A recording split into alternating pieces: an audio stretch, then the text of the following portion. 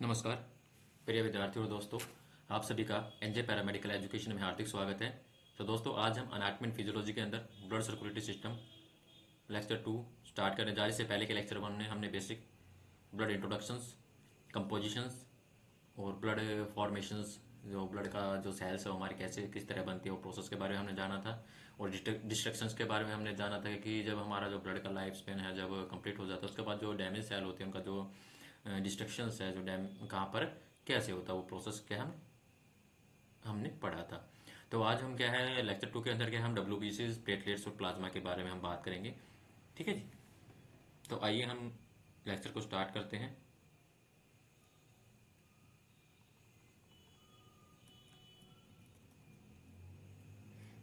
सबसे पहले बात करते हैं हम इंट्रोडक्शन की डब्ल्यूबीसी सेल्स की।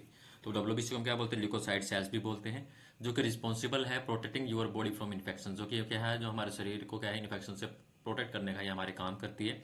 As a part of your immune system white blood cells circulate in your blood and respond to injury and illness. ठीक है जी। तो जब भी हमारी बॉडी में किसी भी तरह कोई भी इन्फेक्शियस सब्सटेंस अगर एंटर होता है तो उससे क्या है हमारा लड़ती है और हमारी बॉडी को प्रोटेक्ट करने का हमारा ये काम करती है। ठीक है जी। तो लुकोसाइट क्या है, कलरलेस क्या है, ब्लड सेल्स है। They are colourless because it devoid of haemoglobin. को किसके अंदर क्या है, हीमोग्लोबिन क्या प्रेजेंट नहीं रहता। नॉर्मल काउंट की अगर हम बात करें, नॉर्मल रेंज की अगर हम बात करें डब्ल्यू सेल्स की, तो 4000 टू 11,000 सेल्स पर माइक्रोमीटर तो इसकी नॉर्मल रेंज रहती है। डब्ल्यूबीसी सेल्स क्या है, लार्जर रहती है साइज में देन आरबीसी। इसका डायमीटर की अगर हम बात करें डब्ल्यूबीसी की 90 टू 20 माइक्रोमीटर इसका डायमीटर रहता है। ठीक है जी। उसके बाद दो वर्ड आते हैं इसमें, लिकोसाइटोसिस और लिकोपिनिया होता क्या है। तो लिकोसाइटोसिस के अंदर क्या है, जो ब्लड सेल्स का जो काउंट है वो हाइयर रहना देन नॉर्मल। जो रेंज है उससे ज़्यादा ब्लड काउंट चला जाना व्हाइट ब्लड सेल्स का, तो वो क्या है हमारा लिकोसाइटोसिस कहलाता है। ठीक है जी। It usually a sign of an infection और इन्फ्लामेशन। उसके बाद दूसरा अगर हम बात करते हैं लिकोपेनिया, जिसके अंदर क्या जो व्हाइट ब्लड सेल्स का जो काउंट है वो क्या है, increase the risk of infection. ठीक है जी। मतलब क्या ल्यूकोपेनिया के अंदर का जो लो काउंट ऑफ आरबीसी, जो नॉर्मल रेंज है उससे कम हो जाना ब्लड सेल्स का, तो वो क्या हमारा ल्यूकोपेनिया कहलाता है। अब हम बात करते हैं डब्ल्यूबीसी वर्क की। अगर हम बात करें डब्ल्यूबीसी सेल्स का क्या काम रहता है, डब्ल्यूबीसी क्या है, produce in the bone marrows and circulate blood and lymph tissues. ठीक है जी। ये क्या है, तो डिटेक्ट एंड अटैक्ट, मतलब क्या है जो साइट ऑफ इन्फेक्शन से है वहाँ पर क्या है ये किसी भी तरह का इंजरी होगी तो वहाँ पर हमारी जो सेल एक्टिव होती है और उस इन्फेक्शन साइट पर वो जो भी इन्वेडिंग पैथोजन उसको डिस्ट्रॉय करने का काम करती है। Produce antibodies and release chemicals, जो कि जो भी ऑर्गेनिजम्स है उसको डिस्ट्रॉय और ब्रेक डाउन करने का काम करते हैं एंड मॉड्यूलेट इन्फ्लामेशन। तो डब्ल्यूबीसी के अंदर हमारे कौन कौन से जो सेल्स आती है जो प्रेजेंट रहते हैं, जैसे कि neutrophils, monocyte, स्नोफिल्स, lymphocyte, basophils. Neutrophil क्या करते हैं, kill bacteria, fungus and foreign debris. Monocyte की अगर हम बात करें जो भी डैमेज सेल्स को क्लीन अप करने का काम करते हैं। स्नोफिल की अगर हम बात करें जो भी पैरासाइट है, कैसा सेल्स जो भी एलर्जिक रिस्पॉन्स उसमें क्या इन्वॉल्वमेंट रहता है। बेसोफिल की अगर हम बात करें एलर्जिक रिस्पॉन्स में इन्वॉल्वमेंट रहता है। लिम्फोसाइट्स की अगर हम बात करें help fight virus and make antibodies. ठीक है जी। अब हम इन्हीं सेल्स के बारे में हम बात करेंगे आगे। तो टाइप ऑफ डब्ल्यूबीसी सेल्स की हमने बात कर ली कि एक होता है ग्रेनुलोसाइट, जिसके अंदर क्या ग्रेन्यूल्स प्रेजेंट रहते हैं। दूसरा होता है एग्रोनुलोसाइट, जिसके अंदर क्या ग्रेनुल प्रेजेंट नहीं रहते। तो ग्रेनुलो के अंदर हमारे आते हैं न्यूट्रोफिल, स्नोफिल और बेसोफिल्स, और एग्रोनुलो के अंदर आता है हमारा लिम्फोसाइट और मोनोसाइट्स। ठीक है जी। तो हम इन्हीं सेल्स के बारे में हम बात करते हैं कि ग्रेनुलोसाइट्स की पहले हम बात करते हैं, जिनके अंदर क्या है presence of granule in their cytoplasms. ठीक है जी। तो granulated cells are eosinophil, basophil and neutrophils. तो स्नोफिल की सबसे पहले हम स्नोफिल की अगर हम बात करें तो eosinophils they are the cell of leukocytes and which are present in the immune system, जो कि रिस्पॉन्सिबल है for combating infections in parasite of vertebrate and controlling allergic and asthma. ठीक है जी। स्नोफिल सेल्स के अंदर क्या स्मॉल ग्रेनुलोसाइट्स क्या present रहते हैं, जो कि बोन मैरो के अंदर क्या प्रोड्यूस होते हैं। तो cells make 2 to 3% of whole RBC. ठीक है जी। And this cells are present in high concentration in the digestive tract. तो स्नोफिल्स जो सेल्स हैं हाई कंसंट्रेशन के अंदर क्या हमारा जो डाइजेस्टिव जो ट्रैक्ट है वहाँ पर क्या प्रेजेंट रहती है। तो साइड में आपको क्या स्नोफिल का स्ट्रक्चर दिया गया है, जिसके अंदर क्या cytoplasms, primary small granules, mitochondrias present रहते हैं, Golgi apparatus and lipid bodies and sombrero vesicles. उसके बाद नेक्स्ट हम बात करते हैं बेसोफिल्स की। बेसोफिल्स क्या है, it is the least common of granulocyte ranging from 0.1 to 1% of डब्ल्यूबीसीज, जिसके अंदर क्या है, they contain large cytoplasmic granules and play vital roles in the non specific immune response to pathogens and allergic reactions. ये क्या है, release by histamines and dilating the blood vessels. तो white blood cells have the ability to be stain exposed to be basic dye, hence referred to as a basophils.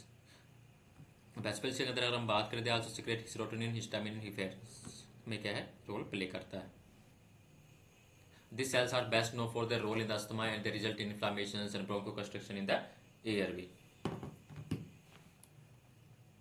उसके बाद next आते हैं हमारे neutrophils. तो न्यूट्रोफिल्स क्या है, are normally found in blood streams. This is the predominant cells and present in a pus. Around 60 to 65% of WBC are neutrophils and with diameter 10 to 12 micrometers. इसके अंदर जो न्यूक्लियस है वो 2 to 5 लोब्स के अंदर क्या न्यूक्लियस क्या present रहते हैं। एंड साइटोप्लाज्म के अंदर क्या फाइन ग्रैन्यूल्स प्रेजेंट रहते हैं। न्यूट्रोफिल्स क्या हेल्प करता है in destruction of bacteria with lysosomes, act as strong oxidants. Neutrophil are also the first cells of the immune system to respond and invaders such as bacteria and virus. ठीक है, neutrophil क्या है, WBC के अंदर हमारी ऐसी first cell है immune system की जो कि क्या जो भी बैक्टीरिया वायरस को क्या आने से रोकती है। Life span of this WBC extend for up to 8 hours, produce every day in the bone marrows. उसके बाद हम बात करते हैं एग्रेनुलोसाइट्स की। These are the leukocyte cells. इसके अंदर क्या है, जो ग्रेनुल है उसके अंदर एब्सेंस रहती है इनके अंदर इन द साइटोप्लाज्म। तो एग्रेनुलोसाइट के अंदर हमारे दो आते हैं, monocyte and lymphocytes.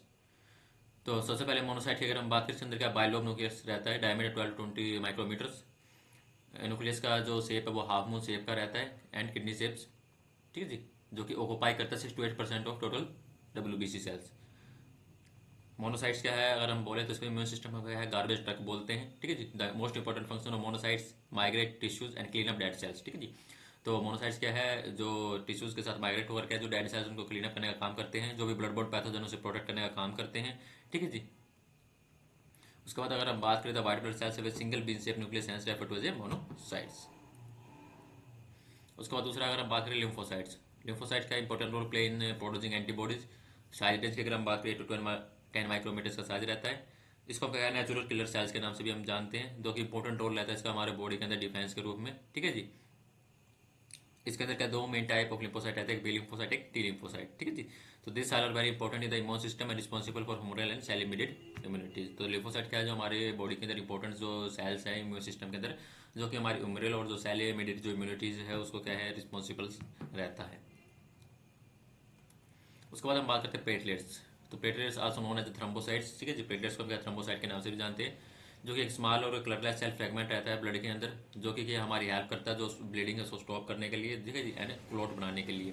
They are produce in the bone marrow as spongy tissue found in the inside bones. ठीक है जी, बोन मैरो के अंदर हमारा जो स्पंजी जो टिश्यू पार्ट है हमारी बोन के अंदर, वहाँ पर इसका प्रोडक्शन होता है। नॉर्मल प्लेटलेट्स को अगर हम बात करें तो 150 to 140 जो है नॉर्मल पर माइक्रोलीटर्स ऑफ ब्लड का नॉर्मल जो रेंज रहती है।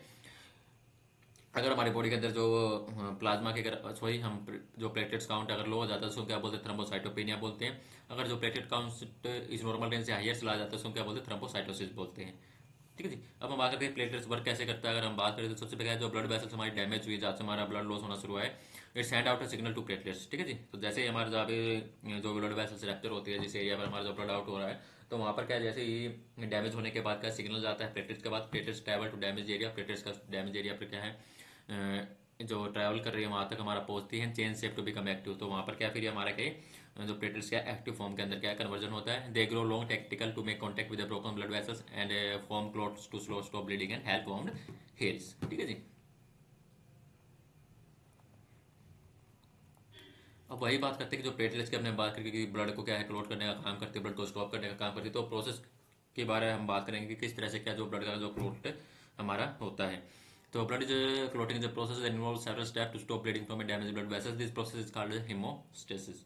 ठीक है जी, तो सबसे पहले क्या जो भी ब्लड वेसल्स जो हमारी डैमेज हुई ड्यू टू इंजरीज के कारण, जो भी एरिया पर हमारी जो डैमेज हुई है, तो वहाँ पर जो है सिग्नल जाता है, प्लेटलेट्स क्या अट्रैक्ट होती है उस एरिया पर, उस बाउंड एरिया पर, and damage blood vessels and the tissue surrounding blood vessels express the tissue factor and thromboplastin. ठीक है जी, वहाँ पर क्या हमारा जो एक्टिव फॉर्म में कन्वर्जन होता है, वहाँ पर हमारा जो भी लीवर्स के द्वारा जो प्रोटीन प्रोड्यूस किया जाता है प्रोथ्रोम्बिन्स, वहाँ पर क्या हमारा थ्रोम्बोप्लास्टिन क्या है अट्रैक्ट होता है in presence of calcium and active enzyme form में कन्वर्जन होता है थ्रोम्बोनिक। ठीक है जी, तो फर्दर क्या है थ्रोम्बिन क्या करता है, जो भी हमारा ब्लड प्लाज्मा के अंदर जो भी सोलुबल सब्सटेंस ऑफ फाइब्रोजन था उसके साथ मिलकर क्या है एक इंसोल्युबल ब्लड प्लाज्मा बनाता है, और उसके बाद क्या है वहाँ पर क्या है वो ब्लड क्लॉट फॉर्मेशन क्या है कर देता है। ठीक है जी, जिससे क्या है ब्लड लॉस को क्या प्रिवेंट करने का हमारा काम करता है। ठीक है जी, तो ऐसे ही हमारी प्रोसेस है damage of blood vessel stimulate coagulation of proteins secrete thrombokinase convert prothrombin to thrombins and further formation of thrombins and convert fibrinogen to fibrins and formation of fibrin and blood clotting। ठीक है, इस तरह से हमारा पूरा क्या है जो ब्लड क्लोटिंग का क्या है हमारा प्रोसेस है।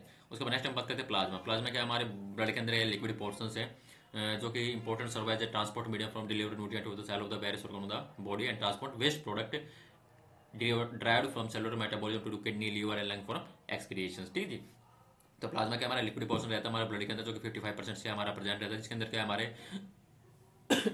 सॉरी इसके अंदर हमारे 60 मिनरल्स, वाटर, प्रोटीन से प्रेजेंट रहते हैं, जिनका क्या इंपॉर्टेंट रोल रहता है ट्रांसपोर्ट करने का, जो भी न्यूट्रिएंट्स वगैरह हैं उनको, और दूसरा क्या है जो वेस्ट प्रोडक्ट को बाहर निकालने का भी, ठीक है जी। It is the yellow colour liquid component of blood in which blood cells are suspended uniformly. इसके अंदर क्या हमारे ऑर्गेनिक और इनऑर्गेनिक दोनों कंपोनेंट प्रेजेंट रहते हैं। ऑर्गेनिक के अंदर हमारा एल्बुमिन, फिब्रिनोजन, ग्लोमिन जो प्रोटीन्स पर मटेरियल आ गए। इनऑर्गेनिक के अंदर हमारा phosphate, sulphate, magnesium, sodium chloride etcetera, ठीक है जी। और प्लाज्मा सॉरी अगर हम बात करें प्लाज्मा के अंदर क्या डाइजेस्टिव न्यूट्रिएंट्स भी क्या प्रेजेंट रहते हैं, glucose, fatty acid, glycerol, calcium. यदि हम प्लाज्मा के अंदर अगर हम बात करें इन फाइब्रिनोजेंस और other clotting factor remove from plasma the remaining substances called blood serums. अगर हम प्लाज्मा के अंदर जो हमारे फिब्रिनोजेन जो प्रेजेंट रहते हैं, जो कि ब्लड क्लॉटिंग में हमारी हेल्प करते हैं, अगर हम उसको प्लाज्मा में से रिमूव कर देते हैं तो उसके बाद जो बाकी सब्सटेंस जो बचता है उसको वो हमारे क्या रहता है, ब्लड सीरम कहलाता है। आज के हमारे लेक्चर में हमारा ये था। तो आज हमने क्या है डब्ल्यूबीसी, प्लेटलेट्स और प्लाज्मा के बारे में हमने बात की।